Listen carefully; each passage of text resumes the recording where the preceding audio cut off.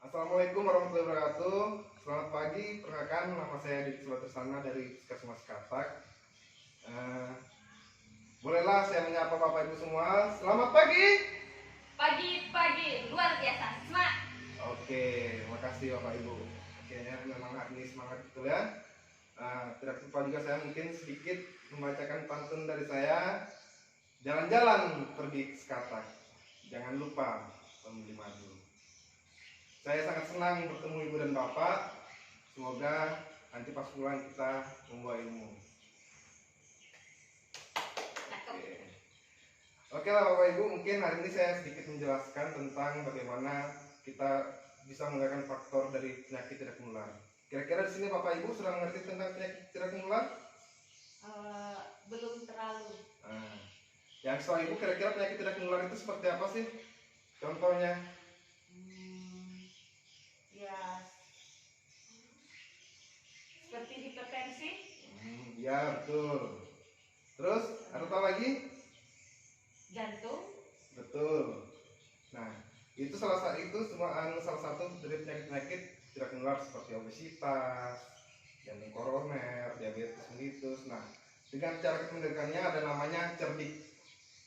Yang pertama adalah cek kesehatan secara berkala, enyahkan asap rokok, rajin aktivitas fisik, diet seimbang, diet dan gizi seimbang, istirahat yang cukup, dan kelola stres. Nah, mungkin sini yang akan saya bahas adalah tentang aktivitas fisik. Nah, kalau menurut bayangan Ibu Bapak, kira-kira aktivitas fisik itu ya seperti apa? Olahraga. Betul. Seperti menyapu. Ya, betul. Ya betul. Oke. Jadi jangan berpikir kalau misalnya aktivitas fisik itu seperti kita harus berolahraga setiap hari seperti kayak atlet seperti itu ya. Jadi aktivitas fisik itu bisa yang seperti yang kita lakukan sehari-hari, misalnya ibu-ibu rumah tangga, dan di rumah seperti bisa kayak menyapu, mengepel, seperti mencuci piring, seperti apa itu sudah termasuk aktivitas fisik.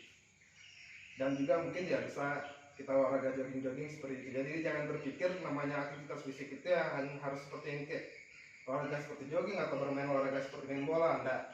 Hal-hal yang kita lakukan setiap hari itu juga termasuk aktivitas fisik. Bapak Ibu misalnya pekerjaan yang bertani, berkebun, mencangkul itu juga termasuk aktivitas fisik. Nah, tujuan aktivitas fisik ini seperti apa? Yaitu pertama mengendalikan dari agar kita terhindar dari penyakit tidak menular tersebut. Coba dikat dulu Pak. Oke, dilanjut lagi Bu ya. Nah, di sini banyak sekali manfaat dari kita dengan rajin aktivitas fisik. Pertama, untuk mengendalikan dari penyakit tidak menular tersebut seperti kayak penyakit jantung koroner, obesitas, diabetes mellitus. Kedua, mengendalikan berat badan tubuh kita, ya kan? Terus selanjutnya bentuk tubuh lebih bagus dan lebih percaya diri. Itu manfaatnya. Dan untuk tipsnya, ya kan? Tipsnya, kita melakukan aktivitas fisik ini ya tidak mesti secara kayak terus menerus lama-lama seperti itu. Cuma itu yang membutuhkan mungkin sehari sampai yang penting rutin 30 menit. Nah, sampai sini kira-kira ada yang ditanyakan kah Bapak Ibu sekalian?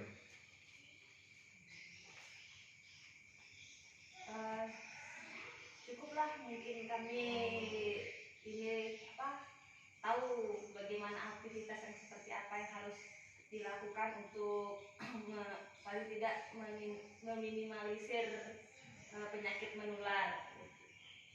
Oke, terima kasih. Kalau memang tidak ada yang ditanyakan, mungkin kita akhir sampai di sini aja ya. Tapi sebelumnya saya mau tanya sedikit nih. Nah, kira-kira manfaat dari aktivitas fisik yang kita lakukan hari ini seperti apa? Kalau untuk kedepannya? Menjaga kebugaran tubuh. Oke, makasih. Bapak Ibu, jadi dapat kita simpulkan bahwa penyakit tidak menular dapat kita kendalikan, yaitu dengan cerdik. Salah satunya itu dengan rajin beraktivitas fisik, ya kan? Yang salah satunya itu yang pertama untuk menjaga kebugaran tubuh kita, jika kita menjadi kena penyakit jantung koroner, kena obesitas. Nah, mungkin itu aja yang bisa dapat saya sampaikan. Sebelumnya terima kasih, mohon maaf jika ada salah-salah kata. Assalamualaikum warahmatullahi wabarakatuh. Assalamualaikum warahmatullahi wabarakatuh. Selamat pagi. Waalaikumsalam warahmatullahi wabarakatuh. Bagaimana kabarnya Bapak dan Ibu? Sehat. Baik, hari ini saya akan membawakan materi pelatihan untuk ADER yang berjudul Edukasi Diet Sehat dan Gizi Seimbang. Sebelum memulai materi hari ini, saya ingin memperkenalkan diri dulu. Nama saya Lady Purnama, saya sebagai perawat di Puskesmas Sekata UI. Dalam pembelajaran ini ada hasil belajar, yaitu setelah mengikuti mata pelatihan, peserta mampu melakukan edukasi diet sehat dan gizi seimbang. Selanjutnya ada indikator hasil belajar, yaitu Bapak Ibu melakukan edukasi diet sehat dan gizi seimbang. Dalam materi ini yang akan kita bahas yaitu yang pertama pengertian gizi seimbang, diet sehat dan gizi seimbang, dan yang terakhir diet pada gizi tertentu. Adapun pengertian dari gizi seimbang yaitu makanan sehari-hari harus mengandung zat gizi dalam jenis dan jumlah atau satu porsi yang sesuai dengan kebutuhan setiap orang atau kelompok umur. Di sini ada diet sehat dan gizi seimbang, isi piringku sekali makan. Nah, di sini Bapak Ibu ada makanan pokok, lauk pauk, sayuran dan buahan. Untuk contoh makanan pokok itu yaitu nasi setara dengan 3 centong nasi, dan untuk lauk pauknya itu ada 75 gram ikan gembung atau setara dengan 2 potong sedang ayam tanpa kulit. Selanjutnya ada lauk nabati yaitu 2 potong sedang tempe. Selanjutnya ada sayuran. Sayuran itu 1 mangkok sedang ya Bapak Ibu. Di situ setara dengan 150 gram sayur. Untuk buahnya ada 150 gram pepaya atau 2 potong sedang. Jadi untuk buah-buahan dan sayur-sayuran ini bisa diambil dari yang ada di daerah kita. Semisal mungkin di daerah sini seperti daun singkong itu bisa dijadikan sayur-sayuran ya Bapak Ibu. Selanjutnya ada batasi konsumsi gula, garam, dan lemak atau biasa kita singkat dengan GGR. Jadi untuk gula itu maksimalnya dalam sehari itu 4 sendok makan. Lebih dari itu tuh sudah berlebihan ya Bapak dan Ibu. Selanjutnya ada garam. Dalam sehari itu kita maksimal 1 sendok teh yang digunakan dalam sehari itu ya. Terus selanjutnya ada lemak atau minyak. Dalam sehari itu ada 5 sendok makan lemak atau minyak. Itu maksimalnya ya. Selanjutnya ini ada 10 pedoman gizi seimbang. Yang pertama ada biasakan konsumsi aneka ragam makanan pokok. Yang kedua batasi konsumsi panganan manis, asin dan berlemak. Lakukan aktivitas fisik yang cukup. Biasakan mengkonsumsi lauk pauk yang mengandung protein tinggi. Cuci tangan pakai sabun.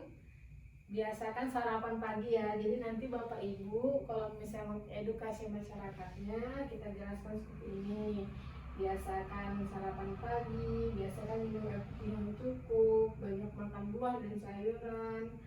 Biasakan membaca label pada makanan atau kemasan makanan itu kan seperti mie instan, terus sardin itu kan di dalam kemasannya itu ada tabel gizi ya Bapak Ibu. Nah, Terus ini ada diet pada gizi tertentu. Jadi setiap orang yang dengan obesitas, hipertensi, DM, kolesterol itu ada sendiri ya Bapak Ibu. Yang terakhir, terima kasih atas waktunya hari ini. Jika ada yang ingin bertanya silahkan Bapak dan Ibu. Ada yang ingin bertanya? Kapan bisa dilakukan edukasi sama masyarakat, Bu? Jadi edukasi ini Bapak dilakukan pada saat di Posyandu. Jadi kan nanti Bapak dan Ibu ini nanti akan bertugas di Posyandu ya sebagai kader. Jadi penyuluhan ini edukasi ini bisa kita lakukan pada saat kita di Posyandu. Sudah, ada yang mau bertanya lagi? Tidak ada. Kalau begitu semoga nanti Bapak dan Ibu dilancarkan pada saat melakukan edukasi. Tetap semangat memberikan edukasi kepada masyarakat menuju masyarakat sehat dan cerdas. Sekian pelatihan saya hari ini. Terima kasih. Wassalamualaikum warahmatullahi wabarakatuh. Waalaikumsalam warahmatullahi wabarakatuh. Selamat pagi dan salam sejahtera untuk kita semuanya. Pagi Bu. Kalau kata pepatah, tak kenal maka tak sayang ya ibu-ibu kader ya.